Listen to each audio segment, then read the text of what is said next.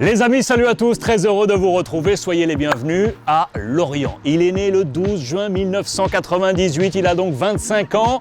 Monsieur Jean-Victor Makengo, le milieu de terrain des Merlus, nous attend. Nouvel épisode de votre entretien Free League.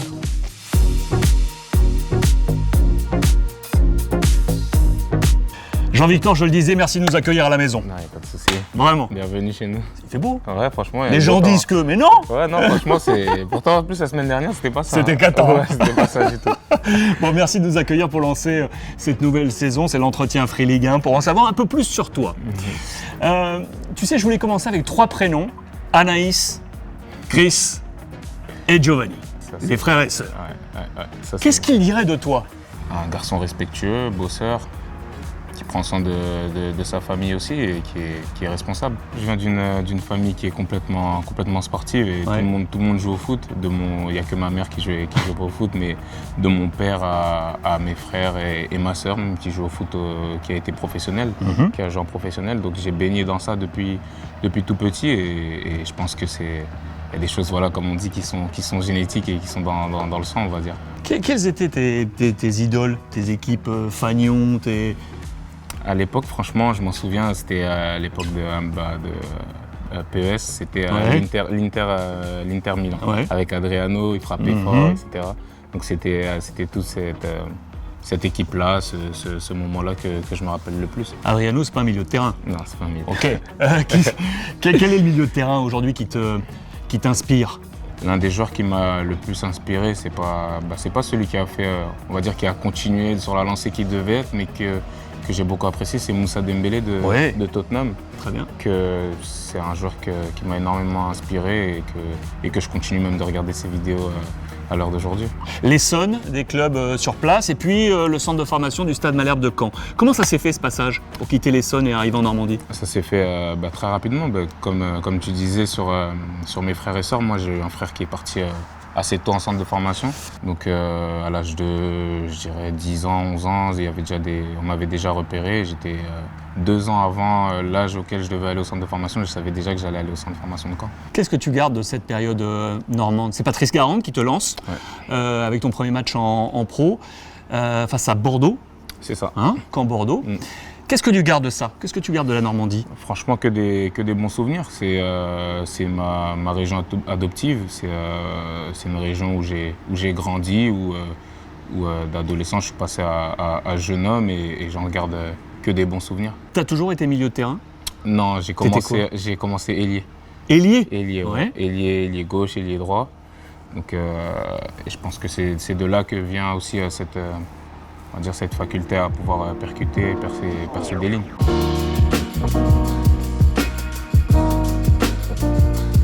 Donc tu fais le Stade Malherbe de Caen, et puis il y a ce passage, Nice, le TEF. Donne-moi ta vision sur ces 2 passages-là. On va dire Nice, c'est le step que je dois prendre. Et à ce moment-là, le club de Nice, c'est un club qui lance des jeunes joueurs et qui est ambitieux aussi. Lucien Favre, à ce moment-là, Lucien Favre, c'est Ouais. ça, Lucien Favre. Et donc je vais à Nice et ça se passe pas comme je l'aurais voulu. Pourquoi? Avec le recul, je pense que ce qu'on attendait de moi, j'ai pas été capable de le proposer tout de suite. Tu avais besoin d'un peu de temps. Mais j'avais besoin d'un peu plus de temps et de réaliser les choses finalement. Parce que c'est le premier transfert, c'est la première fois que je bouge réellement d'où je suis dans le monde professionnel. Donc je pense que tout ça a encaissé, peut-être que j'étais prêt, mais je ne l'ai pas encaissé aussi rapidement que j'aurais pu, que j'aurais dû. Donc à la fin, ça ne s'est pas passé comme je l'aurais voulu. Et après, je fais ce prêt au TEF, qui commence très bien en plus. Sur les 4 premiers matchs, je crois que je marque 2 buts. Et après, il y a un peu, on va dire, un petit bordel qui s'organise dans le club avec le coach qui part et plein de petits épisodes à ce moment-là. Le club qui n'était pas très stable et puis ce Covid qui arrive. Et donc, un prêt à avorter et puis il y a eu cette période très difficile du Covid aussi qui est arrivée. Ça a été un temps de frein dans ta carrière? En tant que footballeur, on veut toujours que ça aille très vite. Mais moi, je l'ai beaucoup plus pris en mode c'est de l'expérience engrangée. J'en ai tiré beaucoup de positifs. Et c'est ce qui fait qu'aujourd'hui, j'arrive avec beaucoup plus de maturité et aussi de savoir ce dont j'ai besoin et ce que je dois faire pour être performant. Raconte-moi comment tu vas à Udine. Nord-est de l'Italie, frontière avec l'Autriche, la Slovénie et la Croatie. C'est ça. On est là, perché là. Comment tu atterris là-bas? Ah bah franchement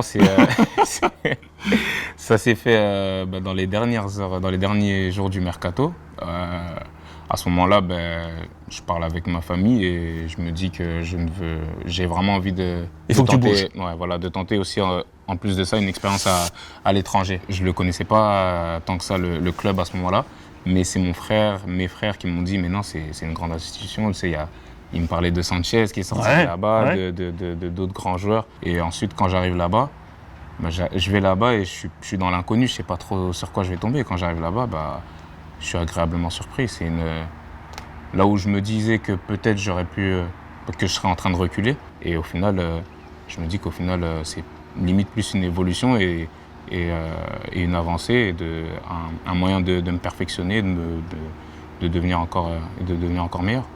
Pourquoi choisis-tu derrière Lorient? J'avais ce désir de revenir en France et de finir entre guillemets ce que j'avais commencé, parce que je trouvais que quand je regardais même le championnat, etc., je me disais, avec celui que je suis devenu aujourd'hui, je pense que je pourrais faire quelque chose de bien et après de voir ce qu'on peut faire par la suite.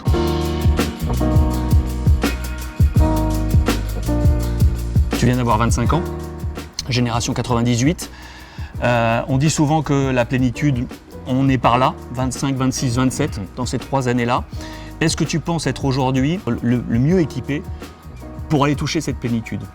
Est-ce que tu penses là, aujourd'hui, que c'est le cas? Je pense vraiment que c'est le cas.